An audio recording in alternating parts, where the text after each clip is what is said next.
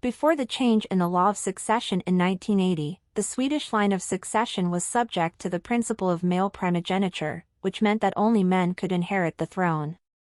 This meant that princesses could not inherit the throne even if they had no male siblings.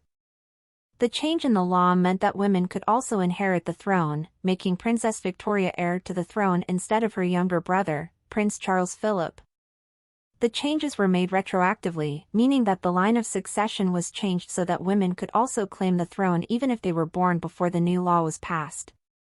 However, the changes in the law were not welcomed by everyone. King Carl Gustaf, who was the first Swedish monarch to have only daughters, has been unhappy with the change in the line of succession in the past.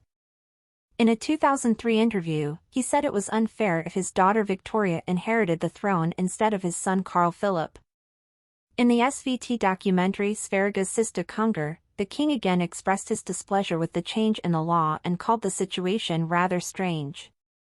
The king stressed that the change in the law directly affected his son Carl Philip, who lost his position as crown prince after the birth of his older sister. In the documentary, the king said he found it difficult to understand how the constitution could operate retroactively, noting that his son made the decision well, despite losing his position in the line of succession.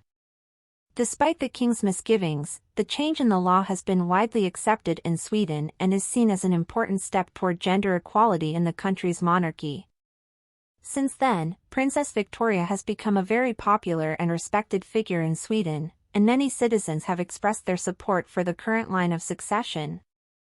The change in the law has also had a broader impact on the Swedish monarchy, as it has allowed Princess Victoria to play a more active role in the politics and public life of the country.